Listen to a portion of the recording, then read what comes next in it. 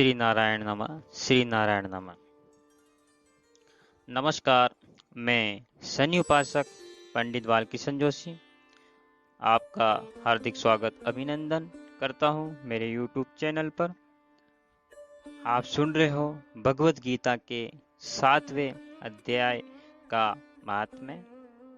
इस महात्म्य को पढ़ने से व्यक्ति जो हर समय धन इकट्ठा करने में लगा रहता है और बिल्कुल भी धर्म कर्म का वो काम नहीं करता, फिर ऐसे व्यक्तियों की मोक्ष कैसे होती है उसके बारे में बताया है।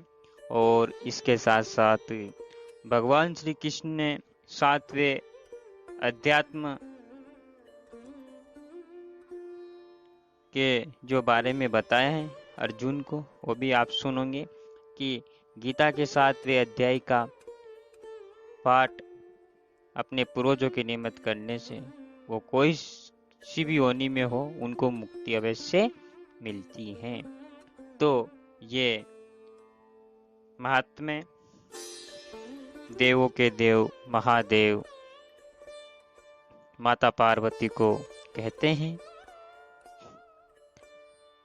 वे पार्वती से कहते हैं, हे पार्वती, अब मैं तुम्हें 7वें अध्याय का महात्म्य बतलाता हूँ, जिसे सुनकर कानों में अमृत राशि भर जाती है। पाटलिपुत्र नाम का एक दुर्गम नगर है जिसका द्वार बहुत ही ऊंचा है। उस नगर में एक शंखकुण नाम का एक ब्राह्मण रहता था। उसने वैश्यवर्तिका का आश्रय लेकर बहुत धन कमाया, किंतु न तो कभी पितरों का तर्पण किया न देवताओं का पूजन। वह धन के उपार्जन में तत्पर होकर राजाओं को ही भोज दिया करता था। एक समय की बात है, उस ब्राह्मण ने अपना चौथा विवाह करने के लिए पुत्रों बंधुओं के साथ यात्रा की। मार्ग में आधी रात के समय जब वह सो रहा था तो एक सर्प ने कहीं से आकर उसकी बाह में काट लिया। उसके काटते ही ऐसी अवस्था हो गई कि मणि मंत्र औषधि आदि से भी उसके शरीर की रक्षा नहीं हो सकी। उसके पश्चात कुछ ही क्षणों में उसके प्राण पखेरु उड़ गए। फिर बहुत समय के बाद वह प्रेत योनि में यानी कि सर्प योनि में उत्पन्न हुआ।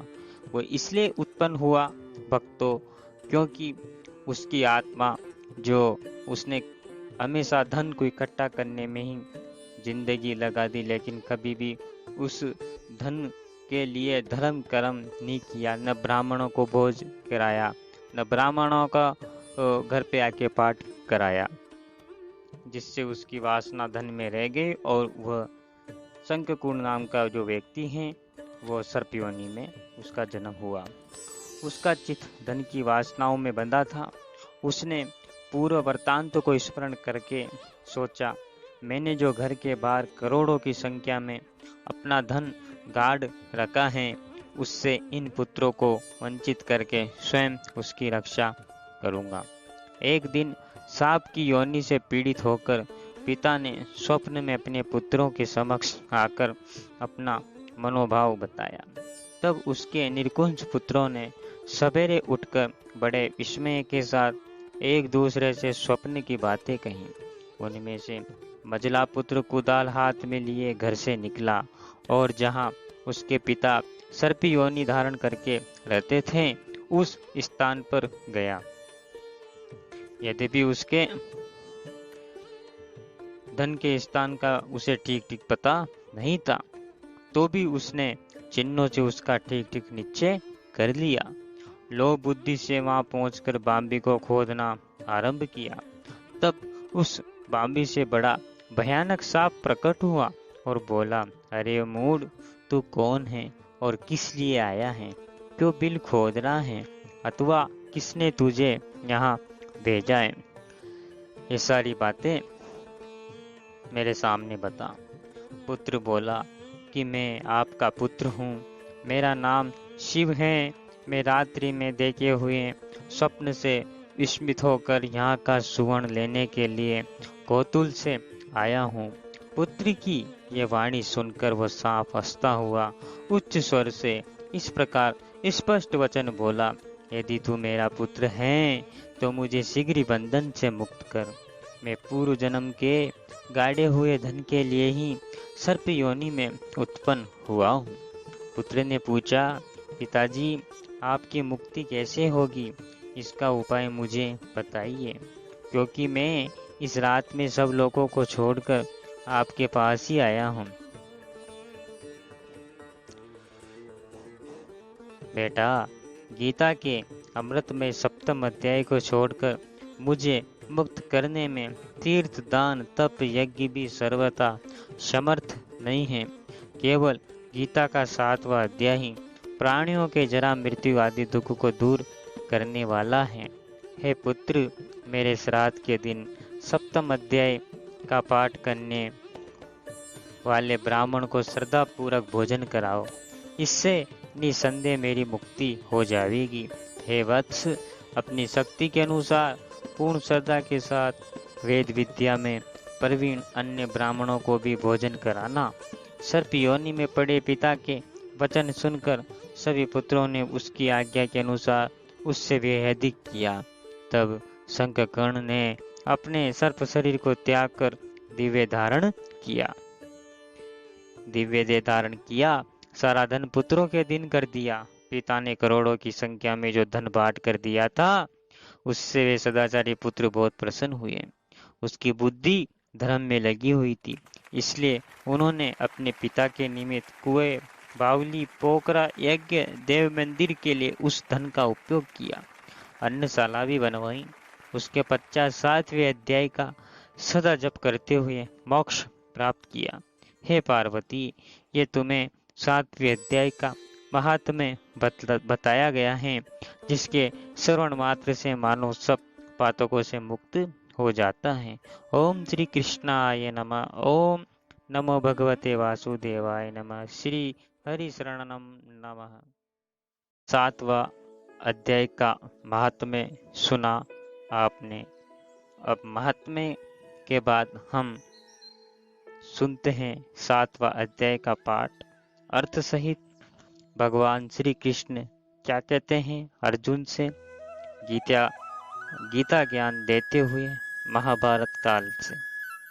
भगवान श्री कृष्ण कहते हैं, हे पार्थ, तू मेरे में अनन्य प्रेम से आसक्त हुए मन वाला अनंत भाव से मेरे प्राण होकर योग में लगा हुआ मुझको संपूर्ण विभूति, बल, ऐश्वर्य आदि गुणों से युक्त सबका आत्म रूप जिस प्रकार संशय रहित जानेगा, उसको सुन। मैं तेरे लिए इस रस से सहित तत्व ज्ञान को संपूर्णता से कहता हूँ कि जिसको जानकर संसार फिर और कुछ भी जानने योग्य शेष नहीं रहता है। हजारों मनुष्यों में कोई मनुष्य मेरी प्राप्ति के लिए यत्न करता है, और उस यत्न करने वाले योगियों में भी कोई पुरुष मेरे प्राण हुआ मेरे को तत्व से जानता है, अर्थात मर्म से जानता है। हे अर्जुन, पृथ्वी, जल, अग्नि, वायु, आकाश, मन, बुद्धि, अहंकार भी ऐसे 8 प्रकार से विभक्त हुए मेरी प्रकृति है। 8 प्रकार के भेद वालों तो अपरा हैं, मेरी जड़ प्रकृति है। हे माँ भावो, इससे दूसरों को मेरी जीव रूपा परा अर्थात चेतन प्रकृति जान कि जिससे यह संपूर्ण जगत धारण किया जाता है। हे अर्जुन, तू ऐसा समझ कि संपूर्ण भूत इन दोनों को प्रकृतियों से ही उत्पत्ति वाले हैं। मैं संपूर्ण जगत का उत्पत्ति प्रलय रूप हूँ, संपूर्ण जगत का मूल कारण हूँ। इसलिए धनंजय, मेरे से सिवा किंचित पात्र भी दूसरी वस्तु नहीं है। ये संपूर्ण जगत सूत्र में सूत्र के मणियों के सदृश मेरे में गुथा हुआ है। ये अर्जुन, जल में मैं रस हूँ, चंद्रमा और सूर्य में प्रकाश हूँ, संपूर्ण वेदों में ओमकार हूँ और आकाश में सप्त और पुरुषों में पुरुष तत्व हूँ। पृथ्वी में पवित्र गंध और अग्नि में तेज हूँ और संपूर्ण भूतों में उनका जीवन हूँ, अर्थात जिससे वे जीते वही वह मैं हूँ, तपस्या में तप हूँ। हे अर्जुन, तू संपूर्ण भूतों का सनातन कारण मेरे को ही जान। मैं बुद्धिमानों की बुद्धि, तेजस्वियों का तेज हूँ। हे भरत श्रेष्ठ, मैं बलवानों का आसक्ति और कामनाओं से रहित बल अर्थात सामर्थ्य हूँ। सब भूतों में धर्म के अनुकूल अर्थात शास्त्र के अनुकूल काम हूँ और भी जो सत्व गुण से उत्पन्न होने वाले भाव है, वो जो रजोगुणों से तथा तमो गुण से होने वाले भाव है, उन सबको तू मेरे से ही होने वाले हैं ऐसे जान, परंतु वास्तव में उनमें और मेरे में नहीं है।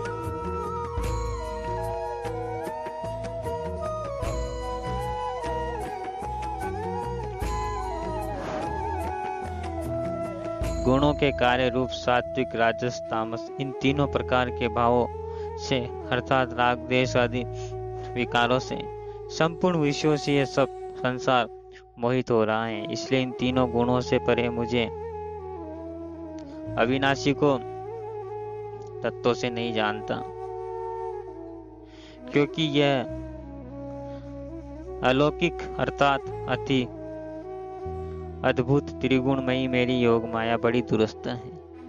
परंतु जो पुरुष मेरे को ही निरंतर बसते हैं, विष माया को उल्लंघन कर जाते हैं, संसार से तर जाते हैं, ऐसा सुगम उपाय होने पर भी माया के द्वारा हरे हुए ज्ञान वाले और आसुरी स्वभाव को धारण किए हुए मनुष्यों में नीच और दूषित कर्म करने वाले मूढ़ लोग तो मेरे को नहीं बसते हैं। ये भरत वंशियों में श्रेष्ठ अर्जुन, उत्तम कर्म वाले अर्थार्थी, आर्थ, जिज्ञासु और ज्ञानी अर्थात निष्कामी, ऐसे चार प्रकार के भक्तजन मेरे को बसते हैं। उनमें भी नित्य मेरे में एकाकी भाव से स्थित हुआ अनन्य प्रेम भक्ति वाला ज्ञानी भक्त अति उत्तम है, क्योंकि मेरे को तत्वों से जानने वाले ज्ञानी को मैं अत्यंत प्रिय हूँ और वह ज्ञानी मेरे को अत्यंत प्रिय है। यद्यपि वे सभी उदार हैं अर्थात श्रद्धा सहित मेरे भजन के लिए समय लगाने वाले होने से उत्तम है, परंतु ज्ञानी तो साक्षात मेरा स्वरूप ही है, ऐसा मेरा मत है, क्योंकि वह स्थिर बुद्धि ज्ञानी भक्त अति उत्तम गति स्वरूप मेरे में ही अच्छी प्रकार स्थित है। जो बहुत जन्मों के अंत के जन्म में तत्व ज्ञान को प्राप्त हुआ ज्ञानी सब कुछ वासुदेव ही है, वासुदेव के सिवा अन्य कुछ नहीं है और इस प्रकार मेरे को बसता है, वो महात्मा अति दुर्लभ है। हे अर्जुन, जो विषयासक्त पुरुष हैं वे तो अपने स्वभाव से परे हुए उन भोगों की कामनाओं के द्वारा ज्ञान से भ्रष्ट हुए उस नियम को धारण करके अर्थात जिस देवताओं को पूजा के लिए जो जो नियम लोक में प्रसिद्ध हैं, उस नियम को धारण करके अन्य देवताओं को बसते हैं, अर्थात पूजते हैं। जो साकामी भक्त जिस देवताओं के स्वरूप को श्रद्धा से पूजना चाहता है, उस भक्त की मैं उसी देवताओं के प्रति श्रद्धा को स्थिर करता हूँ। वह पुरुष उस श्रद्धा से युक्त हुआ उस देवताओं के पूजन की चेष्टा करता है। उस देवताओं से मेरे द्वारा ही विधान किए हुए उन इच्छित भोगों को निसंदेह प्राप्त होता है, परंतु उन अल्प बुद्धि वालों का फल नाशवान है। वे देवताओं को पूजने वाले देवताओं को प्राप्त होते हैं। मेरे भक्त चाहे जैसे ही बजे, शेष में वे मेरे को ही प्राप्त होते हैं।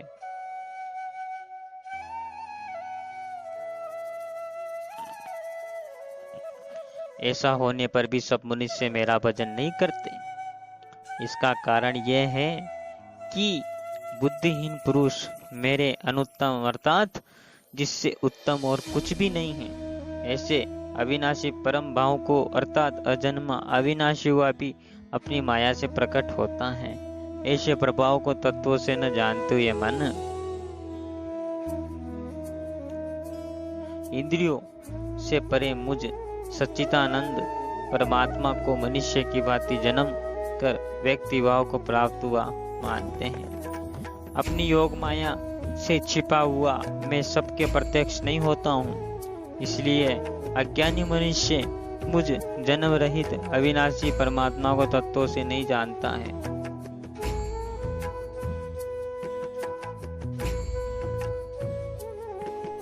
मेरे को जन्मने मरने वाला समझता है।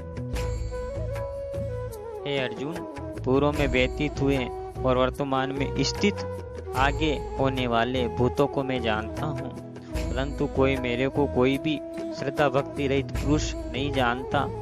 सुख दुख आदि द्वंद्व रूप मोह से संपूर्ण प्राणी अति अज्ञानता को प्राप्त हो रहे हैं, परंतु निष्काम भाव से श्रेष्ठ कर्मों का आचरण करने वाले जिन पुरुषों का पाप नष्ट हो गया है,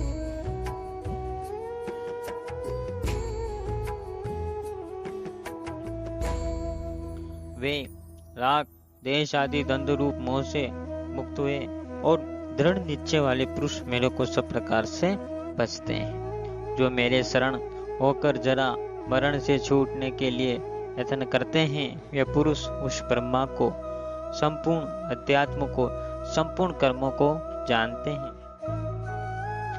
जो पुरुष अधि भूत अधि देव के सहित अधि यज्ञ के सहित सबका आत्मरूप मरे मेरे को जानते हैं। जैसे भाप बादल धूप पानी बर्फ ये सभी जल स्वरूप है, वैसे ही अधिभूत अधिदेव अधि यज्ञ आदि सब कुछ वासुदेव स्वरूप है। ऐसे जो जानते हैं ये युक्त चित्त वाले पुरुष अंतकाल में भी मुझको ही जानते हैं, अर्थात प्राप्त होते हैं। तो ये था भक्तों भगवत गीता का 7वें अध्याय का पाठ, जिसमें भगवान श्री कृष्ण ने अर्जुन को बताया है कि हे अर्जुन, सर्वर्थ मैं हूँ, चाहिए श्रद्धा मुझे बचने वालों की। मेरा भक्त मुझे जिस जिस भाव से बुलाता है मैं उस भाव में चला आता हूँ। सब कुछ व्यर्थ है, मोह माया सब व्यर्थ है। ये सारी बातें अर्जुन को भगवान श्री कृष्ण ने गीता ज्ञान में बताई। और भगवत गीता का जो 7वां अध्याय का पाठ है, इसको सुनने से करने से अपने पूर्वजों की मुक्ति होती है। अपने पूर्वजों कौन सी भी योनि में हो, उनका नारायण के श्री चरणों में स्वागत होता है, इस पाठ को उनके निमित्त करने से। ओम श्री नारायणाय नमः। श्री हरि शरणम नमामि।